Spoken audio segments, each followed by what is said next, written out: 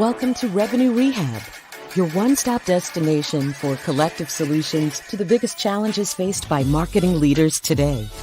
Now head on over to the couch, make yourself comfortable, and get ready to change the way you approach revenue. Leading your recovery is modern marketer, author, speaker, and chief operating officer at Tegrita, Brandy Starr.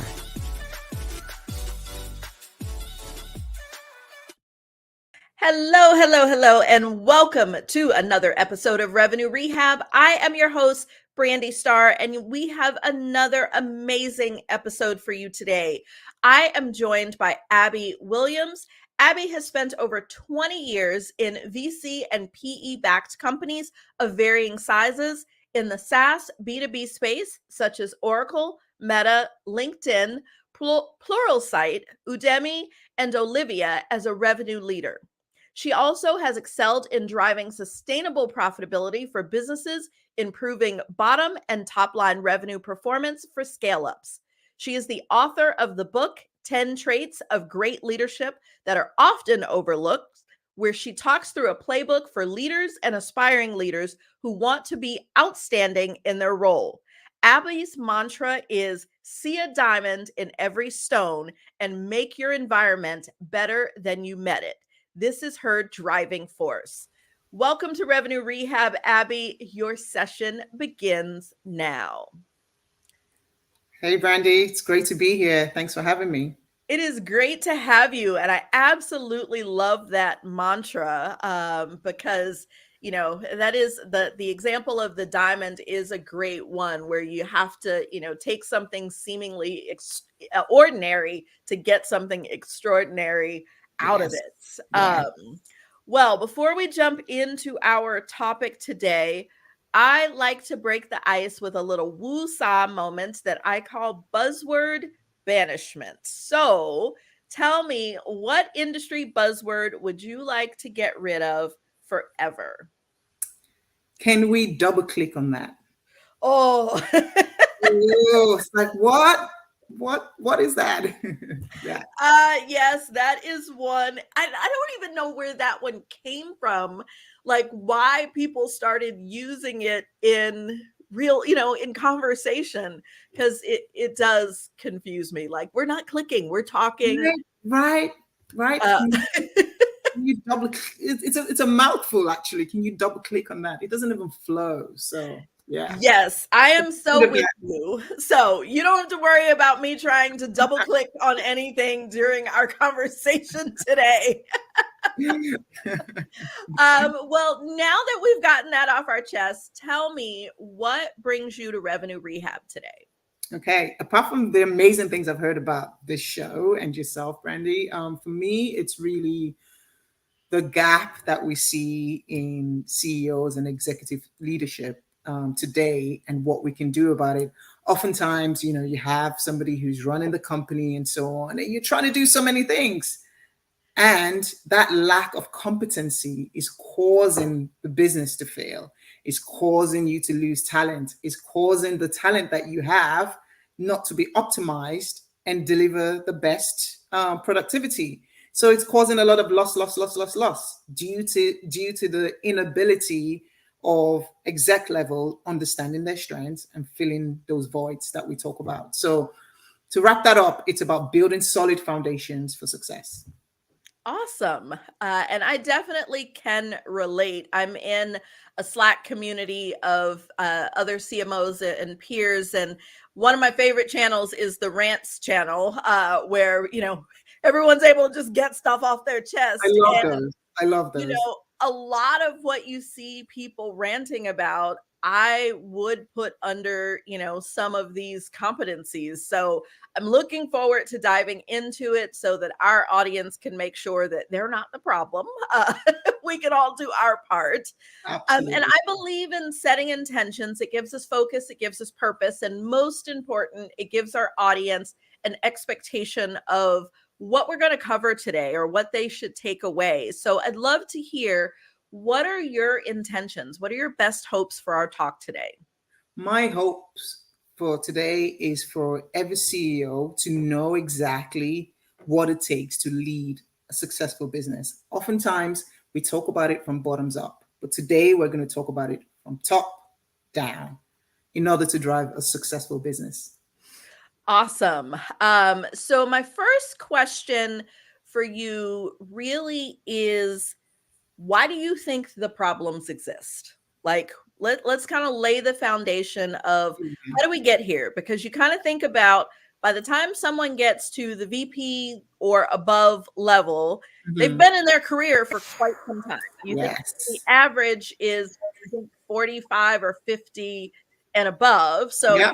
new in your career. Why do you think these competencies still exist that far in? Yeah.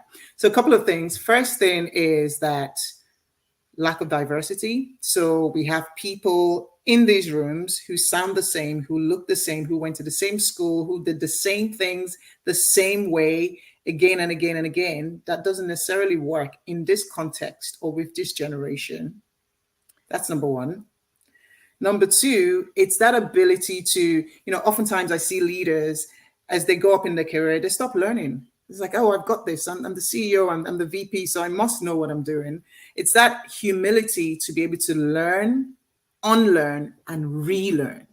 So what we're seeing is that lack of adaptability, that lack of coachability to learn, unlearn, and relearn. And then the third thing is just that mindset of doing the same thing again and again and hoping for different results. And again, it's tied to point one around looking outside your network. What else is there? What else can I learn? What can I unlearn? Getting coaches to help you see those roadblocks. And it's really back to that learning mindset and knowing that you don't know it all. I don't. Nobody does. We're all trying to figure this out. Right. Yeah. And one of my number one strengths is I'm definitely a lifelong learner. And I personally feel like if I'm not learning something, then I am stagnant. And that is like the worst. But I recognize that everyone doesn't have that mentality. Mm-hmm. And so I want to dig in a little bit and talk about the lack of diversity, because this is something that has come up in multiple conversations recently, and not that it doesn't come up all the time, Mm-hmm. but where I've seen, there's a much larger push to get women, especially minority women, on boards. Mm-hmm. There is a lot more, especially with the younger generation, evaluation of when they're looking at roles, senior leadership, and what's the diversity mix of that leadership to determine when they want to go into companies. Like, all of these things are playing, a much bigger role. Mm-hmm. And I naturally believe in the good in people. So I believe that most people are not inherently racist or biased or, whatever. But there doesn't seem to be a natural, can't think of the right word, but there doesn't seem to be like a naturalness, not that that's really a real word, to trying to diversify your networks and the people that are in your ear. And I've never really understood why. It's like, if people are good people, like, what is it that creates that, that homogenous circle of like, these are the people I know, and I'm just going to stay Mm-hmm. here. Mm-hmm. Mm-hmm. So a couple of things. It's comfort zone. It's easy. If I want to hire a CEO, I just call my friend. Hey, I know hire a CEO or CRO or a VP. I just call my friend, somebody in my network, and my network probably looks like me. It's probably a friend that I went to school with. So that's the easiest thing to do versus look outside and actually think out of the box, right? So that's number one. Number two is people like people that are similar to them. So, for me, when I'm hiring executives, I intentionally think about what are the skills that I have and what are the skills that are needed in this team to help the business achieve X impact. And that's part of the void that we're seeing in executive teams, because when we look at the makeup of executive teams, they all look the same. They all come from similar backgrounds and so on. And that's why we're getting failing results. Even when you look at boards as well, the boards are not diverse. We need to look at boards that have operators in your space, that are diverse and can bring this rich perspectives, right? So it's really that laziness of doing what is easy. And then also the last thing I'd say on that is, what I believe that we should start doing is have consequences, because we've spoken about this. With data has shown the impact that diversity has on revenue. Not that we even need to quantify it, right? But data has shown that it's good for business. It's good for revenues and so on. But we're still seeing a slow movement. So again, back to the C level, we need to start having consequences, because some people just won't change except there's a consequence. For example, for a sales leader or a VP, you have a goal that you need to achieve, right? So you drive your team to achieve that goal. In revenue goals or go-to-market goals, we have revenue goals. You have employee satisfaction, goals that are key for a manager or a VP to achieve. Where's the diversity goal? Where's the goal to ensure that your team or your executive team are a diverse team, in order to get the best results? Yeah, I love that. And I realize I dive deep because diversity is something that, is close to my heart. Me I mean, too. especially being a Black woman in a leadership position, I see some of the challenges, I've experienced them, but I do want to step back a bit because, we're talking about filling the void. What are some of the competencies that, so if thinking about my listeners, most are heads of marketing, heads of revenue. Yeah. What are some of the competency gaps that exist? Like, help me, if I'm trying to self-evaluate on if I've got these gaps myself, what are some of those? Yeah. So the first one I'd say is diagnosis and self-awareness. So it's really that self-awareness as a CEO, as a CRO, to say, okay, what do I know and what don't I know? That alone is powerful. And then what am I going to do to fill in that gap? Is it that I need to hire a fractional CRO, or I need to hire a coach and so on, right? Because what we find is people just keep doing what they've always done. It's really about taking that step back to do that diagnosis and self-awareness for yourself and your executive team. Second piece is really what I find when I speak to a lot of executives is the teams are surrounded with a lot of strategists, everybody that has great ideas, but nobody wants to execute, right? And oftentimes the best leaders are great at strategy and great at execution. They can go 50,000 feet and they can go 500 feet, right? That ability to do both is key in an executive. And that's some of the gaps that we see right now, is that some executives either have one or the other. And this is a skill that can be learned if we lean into it. Should I keep going? Because I have a few. Yes, I was gonna say keep going. Once you give me all your points, I'll figure out where I want to dig in. These are all good things. Okay. And then the other piece I touched on earlier is how are we building these boards, right? So again, if you're intentionally building a board that can challenge you, that is diverse, that can call you out and say, listen, this skill is lacking. What are we going to do to bridge this gap for the success of the business? It's not personal to you as a CEO, but it's for the success of the business. So really building a diverse board around you and utilizing the board. Oftentimes I see CEOs, everything is amazing. They don't want to, you don't want to open up yourself to the board. Everything is awesome, but it's not. That's why these are people that have invested in your business. They need to know that, listen, things are not going right, but here's what we're doing about it. For example, I was talking to a CEO the other day, and we're talking about his presentation to the board, and we saw that they were still getting new business. However, the average deal size was reducing.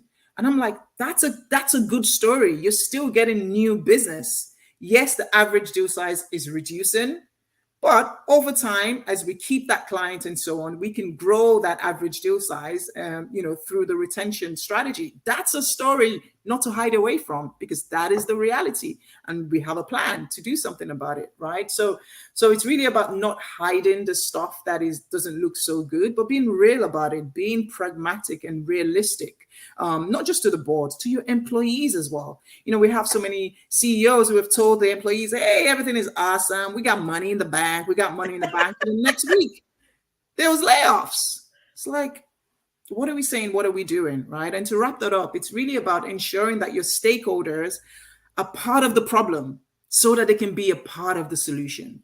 When I say your stakeholders, your board, your employees, your teams, your executive leadership, that vulnerability as a CRO to go, or a CEO to go, listen, here's the problem. Here's what I'm concerned about. How do we solve it? So include people in the problem so that they can be a part of the solution. And then the last one it's not the last one, but that piece of feedback is so important, because, I find a lot of CEOs, and when I ask them about their business, about their product, about their teams, they say, yeah, it's going well. I'm like, how do you know? Oh, because, I build a great product, or I'm running a great business, but how do you know? And I say that to say this: your community decides how you're doing. They determine how you're doing. When I say your community, I mean the users of your solution, your customers, your employees. They decide how you're doing, whether you're doing well or not so well. So that ability to reach out, come out of your comfort zone, and get that feedback, and not just get it, but listen to it and adapt accordingly, is a key recipe for success. Awesome. You gave me some great places that I want to dig in. And one of them ties into what you were saying about building a board and feedback, kind of rolling those together. And I think a lot of people think about, like, you have your company board, like that's obvious, you have an accountability to that board. But I do think that there is also a key value in building a board of people around you Absolutely. that are not necessarily the board of your company. Because you think about, like, every company doesn't have a board. But like having that group of people that you can tap into with your challenges, and making sure that they are diverse, and pulling in people from all levels. Because I do think that one thing that I see with a lot of leaders is they don't necessarily see the value of having people that are, air quotes, lower than them as a part of the decision-making criteria. But going back to what you said around bridging that gap between strategy and execution, when you've got doers that are a part of the decision conversation, there are things that are escalated or perspectives that are brought that wouldn't be brought otherwise. Absolutely. And that's why, when I speak to CEOs, I say to them, I ask, when last did you actually go and prospect? When last did you apply for a job in your own company to understand what your application process is and your onboarding process is? When last did you join the onboarding session? When last did you actually try and sell a deal so that you can understand your selling process and the buyer's journey? When last did you do that? That is so key, and that helps with execution. Yeah, I've seen some companies that really take this to heart. I'm here in the southern part of the US in Atlanta, and Waffle House is really big. And it's basically a 24-hour breakfast spot, like a greasy spoon kind of, like the salt and pepper shakers are going to stick to the table. Like, it's that kind of space, but everybody loves it. And one of the things that they require of everyone in their corporate office is there's so many days, I think they have to spend a week every year working in an actual restaurant, and they have to do the various roles. So, you're going to have a VP of marketing who is like trying to get the hash browns smothered and covered and, all the things, so that they have that same perspective that you're saying. And I do think that you can get to a level where some of that is lost, where you forget, because we all usually started there, but you can get to the point where you forget. Absolutely. That job rotation is so key. And, some CEOs are like, well, I'm too busy. But I'm like, well, your goal is revenue and happy customers. And these activities, well, so what are you doing? I ask, so what, tell me about your day to day. What are you actually doing? Because these are activities that tie to the success of the outcome that you're trying to achieve. Oftentimes I see that CEOs don't understand their revenue model. They don't understand their revenue model, right? They don't understand it. So therefore, when you're presenting at the board level or you're talking about your business, yes, okay, maybe you've outsourced it to a CRO or VP and so on, or marketing, but it's key that you understand it, because this is how you can shape the success of your company, where it is today and where it can be tomorrow. This is where you can shape the success of your product. You can shape the success of your people as the CEO, as this leader, and bring that downstream. Yeah, it does amaze me of how many leaders don't understand their revenue model. Like, we've gone through, like, one of the things that we do at Tegrita is helping to map end to end the marketing efforts through how the deals work, how the systems work together, how you track everything. And when we've gone into some of those conversations, it has like always astounded me where you'll have people, it's like, okay, you do this in marketing.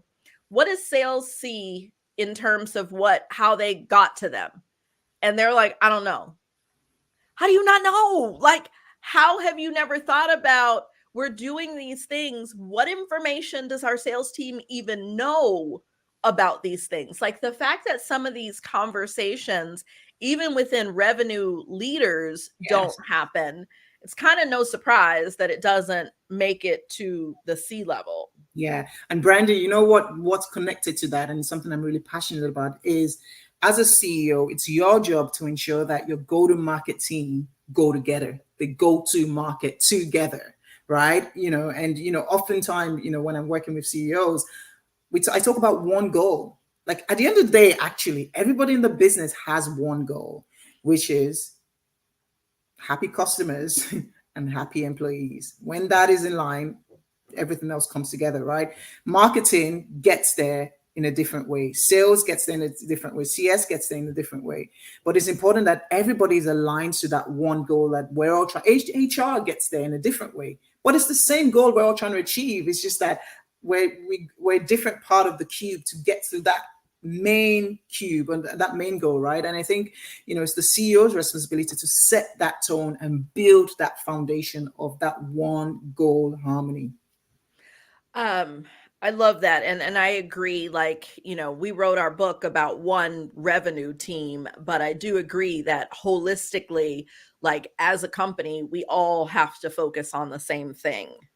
I want to go back to your point about self-awareness, because in thinking about filling the void, in my opinion, from just my own career observations, self-awareness is probably one of the biggest competency gaps that I see. And, being a consultant, I work across a lot of different businesses, and there is definitely a lack of awareness, not just even in what skills you lack, but even in just how you naturally operate and where that may hinder you. Yes. And, like, I look at myself, I definitely know that I am more self-aware than most. And we have, like, one of my roles that is counter to me is our client engagement role. And when we have new people start, I always am very clear with them about, this is how I work, and this is where that creates some problems. Like, so that they are like, I know I always have 1,000 things going on. So sometimes I don't pick up on some of the subtle problems. Yes. And I can help you solve the problems, but I need you to bring them to me, because I recognize that this is a blind spot just based on who I am as a person. Yes. And, being able to articulate that, especially because I've got the C title, sometimes, those that are a bit more junior are, uncomfortable being like, hey, this is a problem, especially if I'm the problem. And so I like to have that conversation. Like, I need you to tell me, like, if Give I'm them the permission. problem, I can fix it. but I need you to escalate whatever it is. And so it is some of those things of like, sometimes just who we are as leaders and how we operate creates challenges. And if you don't have that self-awareness, then you can't enable your team to go around it. So I'd love to hear a bit more in one, how do you help people recognize when they're not self-aware? Because people who aren't self-aware don't know that they're not self-aware, like by definition. So how do you help people understand if that is them, and how do you overcome that? How do you become more self-aware? Yeah.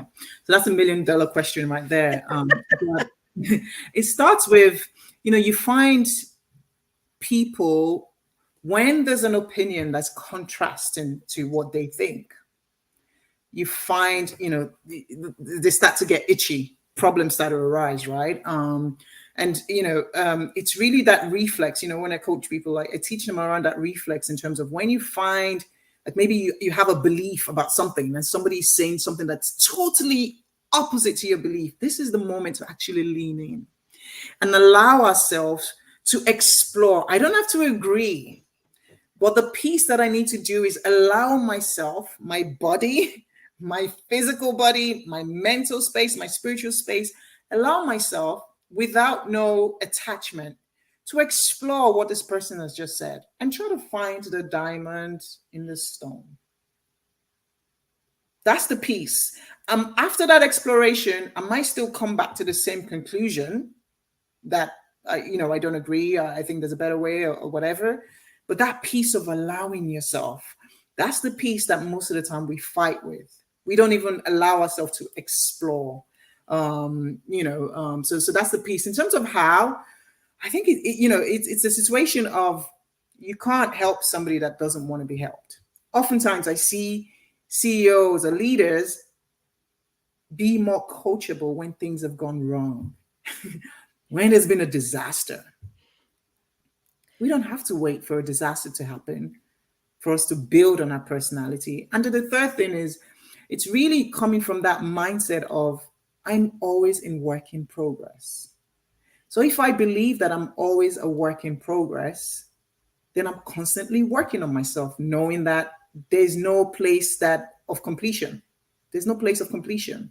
It's an ongoing development of my personality.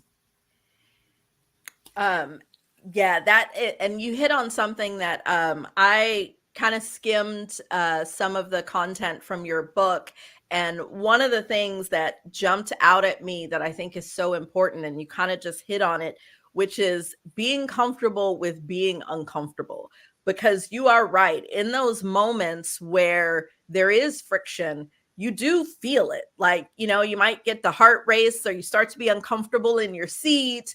And it's like there is a physical reaction. Absolutely. And most people just try to avoid that physical reaction. And I do think, and I learned very similar strategies to you in therapy. So my way of how I became more self-aware was through, behavioral therapy, or CBT, cognitive behavioral therapy. Mm-hmm. And that was one of the things, when you feel that uncomfortableness, be able to sit in it. Yeah. To ask yourself, like, why am I uncomfortable? Why am I having this reaction? Is it because I fundamentally disagree? Is it because it's different? Is it because it's going to stretch me? And so that being able to be comfortable with being uncomfortable, like, to me, if I had to take any one thing away from what I've learned from you in trying to fill the void, like, that's the underlying thing in order to do all of the other things. And so I'd like you to speak just a little bit more about that, getting comfortable with being uncomfortable. Yeah. I'm based in Ireland, and oftentimes I'm the only one that looks like me and sounds like me in many rooms over my career and so on. And, I remember having a conversation with a leadership team, and in one of my previous organization. And one day I said, listen, have any of you ever thought about the fact that I'm the only one that looks like me and sounds like me in this organization? Oof, everybody became very, oof. why is she bringing this up? Why are we even talking about this? But it was something that I just wanted to bring to their awareness, because I don't think they've ever thought about it, because, we're all friends, we're all, colleagues and so on, and everything is great. But it was a realization that a lot of people hadn't even thought about. And, brings me also to, times where you have performance management conversation, you need to fire somebody and so on. It's all uncomfortable. Or you need to give feedback, or you need to, or somebody gives you feedback. It's uncomfortable. It will never be comfortable, actually. Yeah, and it's so difficult, and I do think that self-awareness goes with that piece of like, it's okay. Like, just, it's not the end of the world being uncomfortable. You push through it. You get through that awkwardness, and But you know what?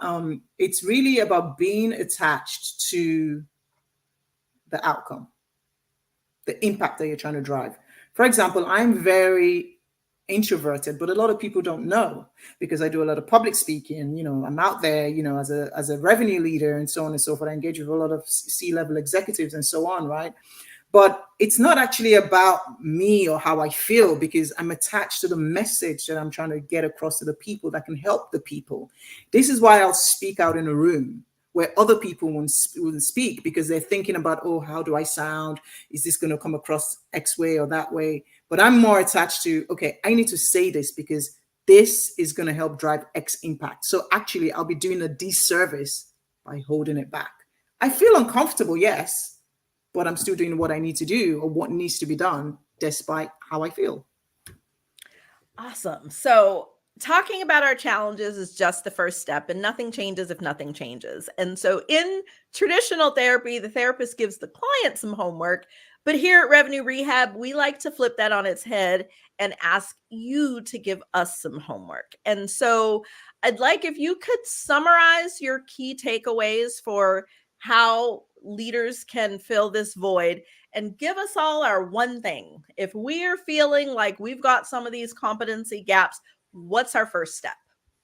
I don't know if you can see my fingers. I don't know who taught me this. I don't know if it's I can't remember where this came from, but when you're pointing fingers at somebody else, remember that this thumb is pointing back at you.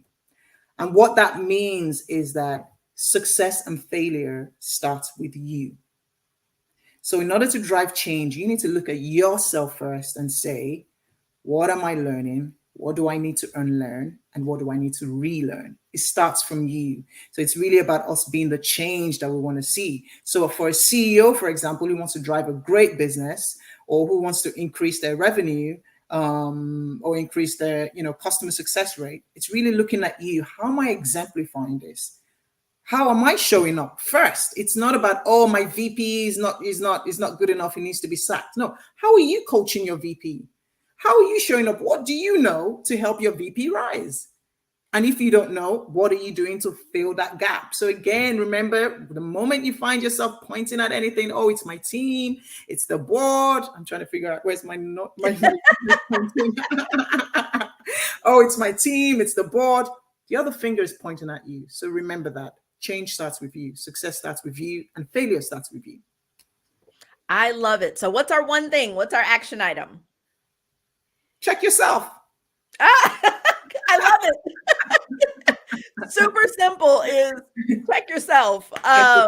So yeah, to kind of do that self-evaluation of where are your gaps and where do you need to. I love the learn, unlearn, relearn. So figuring that out is going to be the first step. That's a great action, which sounds super simple, not always simple, but definitely a great start. Well, Abby, I have enjoyed our discussion, but that's our time for today. But before we go, I'd love to hear you tell our audience how they can connect with you, and also tell us a little bit about the book. I like to end with a little shameless plug, because I think for anyone seeing this competency gap, at least from what I've seen of your book so far, it is a great resource. So go ahead and tell us a little bit how we can stay connected. Yeah, so I live on LinkedIn, so reach out to me on LinkedIn. I'm always there.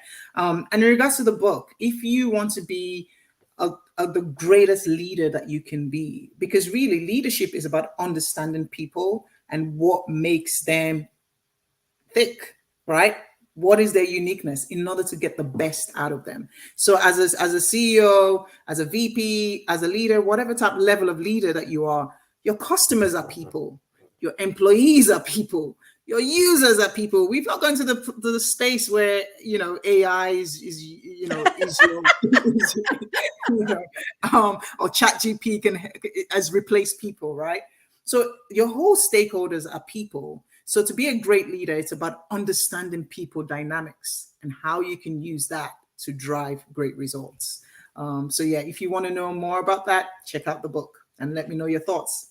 Awesome. Well, we will make sure to link to your LinkedIn as well as the book. So wherever you are watching or listening this podcast, check out the show notes and the links will be there so that you can stay connected with Abby. Well, Abby, thanks so much for joining me. I really appreciate, especially, I know you're my first guest from Ireland, which is super cool. I have crossed the pond. What an achievement. Yes. And thanks everyone for joining us. I hope that you have enjoyed my conversation with Abby. I can't believe we're at the end. We'll see you next time. You've been listening to Revenue Rehab with your host, Brandy Starr. Your session is now over, but the learning has just begun. Join our mailing list and catch up on all our shows at revenuerehab.live. We're also on Twitter and Instagram at Revenue Rehab. This concludes this week's session. We'll see you next week.